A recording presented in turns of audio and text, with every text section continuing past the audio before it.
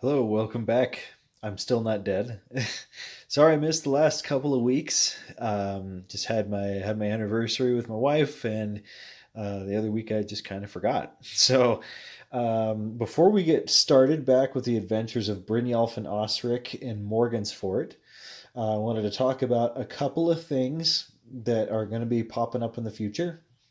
I have two more projects that I really want to get underway, and I'm very excited, especially for the one for October. So, just really quickly, I want to talk a little bit about something that a couple of people have commented on. That I finally caved in and I purchased it, and it's proved really, really great. So much that I also went back and bought the PDF. So, the game they've been talking about is Four Against Darkness. And one of the reasons I heard that this was a great idea is because their method for dungeon generation is really great. It's kind of like this. This is one of the things that came with the PDF. Is this um, you can you fold it up in this little booklet, and you start with an entrance room that you roll in a d6. And you roll a d66, and it will just build a dungeon as you go. I haven't tested this yet. Um, well, I have tested. I've tested it once. The dungeon ended up looking about as screwy as the fortress city, but much easier to use. So I definitely want to use this, especially with the next project I want to talk about. I want to try minimalist solo role playing again with just white box, just OSR solo, and just Table Fables 2. The difference is that instead of using the dungeon generation method in Table Fables 2, uh, I don't know if this is cheating per se, but like I kind of want to use that. That's really nice. So thank you to everybody who suggested Four Against Darkness to me, especially because of what else it brought to my attention. The next thing it brought to my attention is something I want to tackle in October, and the people who have been uh, looking at a lot of the Four Against Darkness kind of parallel books will know what I'm talking about. I want to try Alone Against Fear for Halloween. And by for Halloween, I mean probably during the entire month of October. Everything else is going to be put on hold so that we can do an Alone Against Fear campaign. And I do mean campaign. Alone Against Fear is designed to be played over many sessions. It's not a one and done. It has goals that will oftentimes need you to come back. Instead of using four characters like Four Against Darkness, Alone Against Fear involves a single protagonist who is sort of surviving in a, I want to say, Silent Hill esque kind of town. It's a town exploration game. We'll get more into it. I need to get a little bit more used to the system. I've played it a couple of times, and I think it's absolutely fantastic. It's great. I actually like this better than Four Against Darkness. The only thing that I like better about the other one is something that's not really relevant here, and that's just this. So, um, yep, look forward to this. I sure do. And with that, I think that's about all I wanted to talk about. So let's get back to the adventure at hand. All right, so what happened last time is we listened to some rumors at the Toothless Dragon Inn in Morgansfort, and we ended up going this way. We went to those farmlands up by the woods, and we fought off a couple of orcs. We got a small reward, but I think we're building our reputation. So I think what's going to happen is we are going to do about the same thing. We're going to look for work. Um, Remember, we're just we're adventurers. We're looking for fame. We're looking for treasure. So that's going to be our primary goal. And let's see what we're doing this week. Okay, so we got the rumor table again. If I remember, I think it was D12. Yeah, it's D12. So let's find our D12. Let's see what we're going to be doing this week. 2. It says a group of adventurers has hidden a boat in the swamp south of a collapsed bridge. And I couldn't help but notice, but think that that was see that this rumor is false. However, our characters don't know that rumor is false, and we might actually end up encountering something on that river. Let's take a look here. Is there a bridge to the south? There is. There's actually a bridge here. You know what? I think we're actually going to go investigate. Now, essentially, what this boils down to is I'm going to be rolling random encounter tables for the type of terrain we're in because we know there's no boat there. There's no loot. There's just kind of a bridge.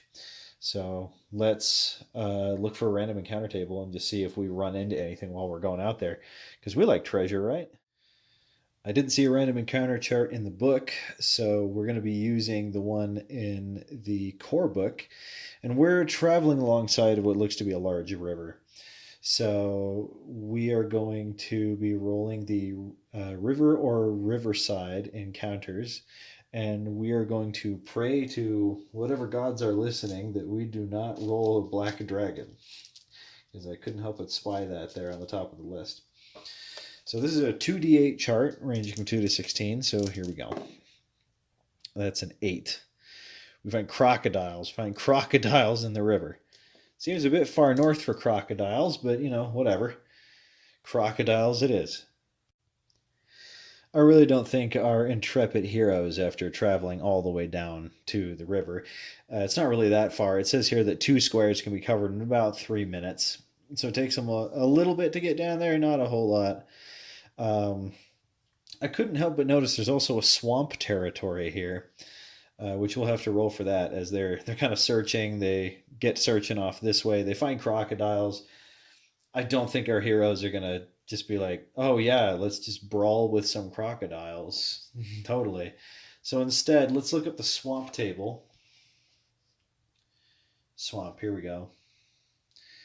Let's roll our 2d8 because they're out there looking for treasure that isn't real, but they don't know that. That's 10. They find sturges in the swamp. Sturges. Brynjolf and Osric are plodding through this the swampy stuff, the swampy area right next to the river, when flying up from the underbrush here are 3 of these weird bat mosquito looking things called sturges. And they just, there's only 3. The encounter says like there could be like 1d10 or like 3d12 of them. I rolled 3, so that's nice. I was kind of not looking forward to having to fight a swarm. So I guess that's what we're going to do. Just like last time, we're going to be doing party initiative because I love party initiative. So here we go. Once again, the red is the good guys, the blue is the bad guys. And let's get started. Ooh, I like that. Looks like we're going first. That's cool. In this case, we're going to have Brynjolf perform a charge. He's going to move his full speed toward this guy here with his great axe. And I can't quite remember what a charge does. I know he's got to move at least 10 feet. I'm working under the impression that every square is 5 feet. Charging. He can move double his movement speed. Must be more or less in a straight line. Yeah. The path of the target must be reasonably clear. The attacker must be using a weapon such as a spear, lance, or polearm. He cannot charge because he's not using like a polearm. He's using like a great axe. So that's not what he's going to do. He's just going to move into melee range and he's going to make an attack using his great axe, which he has. It's been a bit. I can't remember. He's got an attack bonus of 2 plus his strength, so he's got +3 to hit. That's 19 versus the Sturge's armor class of 13, so he's hit, and he's going to do a d10 plus 1 damage. That is 7 damage. I forgot to roll the Sturge's hit dice. They have 1. Why does it have an asterisk by it like that? Interesting. Um, I don't see anything about that asterisk. I can't actually remember what that means. So we're gonna roll hit dice normally. So monsters have a hit die of D8. I just rolled two. Each one of these guys has 2 hit points, and this guy just took 7. So Brynjolf manages to kill a Sturge because I have a sneaking suspicion they're faster than us. Yeah, they have a fly speed of 60, so they move faster than us. There's no running away from them, and they want to drink our blood. So, Osric is going to move forward. He's wearing chainmail, so I believe his speed is reduced. So instead of going the full 40 feet, I think he has to go 30. That's metal armor, so I think that's. Hang on. I'm sorry about that. He can move 40 feet, so that's going to be. Not 40 feet, I'm sorry. He can move 20 feet. That's 4 spaces. That's what I meant to say. So he can move 1, 2, 3, and 4. He's moving to combat. Um, yep, mobility really just depends on what type of armor you're wearing and how much stuff you're carrying. So now it's the Sturge's turn. Each one I think is going to go for the one it can get to the easiest. So this Sturge is moving here. This Sturge is moving here, and they're going to attack. They have 1 hit dice. So they have +1 to hit. And if they hit, they latch on. So they actually do 1d4 plus 1d4 per round blood drain. So they're going to try and drink the blood of Brynjolf and Osric. So let's roll for this guy's attack, attacking Brynjolf. Ooh, that's a 14 to hit Brynjolf's armor class of 14. Because he's got an extra little bit there. So he actually did get hit. Brynjolf is going to take. He takes 3 damage, and the Sturge has latched on. Ugh, that's nasty. Okay, this one is going to be attacking Osric now. Oof. And that's a not natural 20. Dealing a single damage. And they have both latched on to their respective targets. So let's go ahead and re-roll initiative. Let's see if we can get these things off ourselves. It says here if a Sturge hits a creature, it attaches and drains blood equal to 1d4 damage per round on its initiative. The creature can only be removed by killing it. Any attack that the creature receives, the creature can only be removed by killing it. Any attack on the creature receives an attack bonus of +2. But any attack that misses hits the victim instead. Wow. So luckily we're only going to be slapping the ones that are latched onto us. So let's roll our initiative.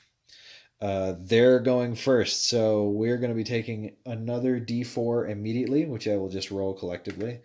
We each take another single damage. And now we're going to be trying to attack and get these things off us. So Brynjolf is going to go, and he's just going to like slap this thing like the oversized mosquito that it is. 13 plus 3, 16 against its armor class of 13, so it did hit.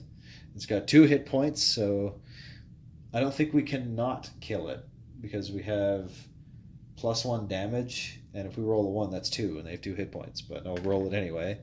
7. Okay, so he's slapped it like a big mosquito. Osric is going to attack his +2, +4 to hit. I forgot about that because they're on him. He rolls a natural 1 and fails to hit it. So, yeah, that's not so great. So we're under our next initiative here.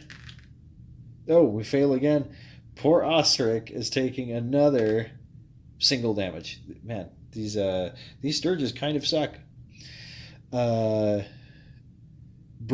is going to try and approach. Actually, I think he's scared to attack the one on Osric. He doesn't want to hurt him, so he's gonna. I think he's just gonna. He's gonna hold back, and Osric's gonna attack his own Sturge again.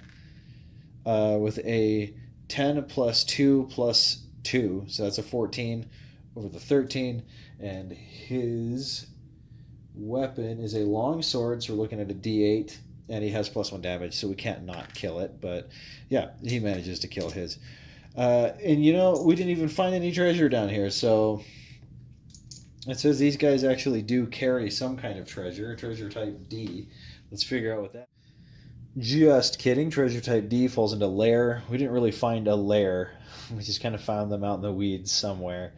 So, rather grumpily, they're going to head off back to town and tell everybody, yeah, there's no treasure by the river at all. Here we are back in town. They come back with a couple of stab wounds on them from Sturgis, and they tell the person in there that yeah, that's nonsense. So we'll give this rumor table one more try, as they're going to keep their ears open for their big score, which hopefully is a big, mad pile of treasure.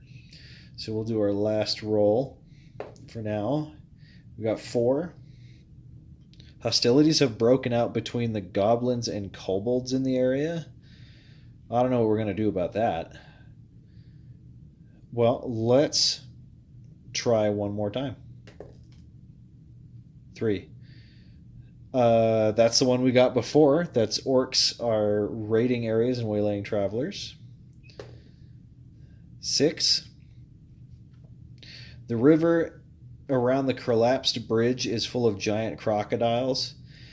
Well, we've been to the river and we have seen crocodiles, and we didn't see any giant crocodiles. So it says that it's false, and I think we know that's false.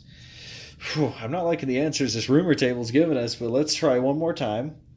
And if it fails, I think what we're going to do is we're just going to give them one of the main rumors. 8.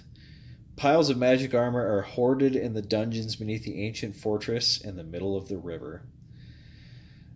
Interestingly, that actually does lead into one of the main quests. There is a fortress on the river, and we're going to go and travel to its front gate, I think, because piles of magic armor and weapons sounds pretty cool.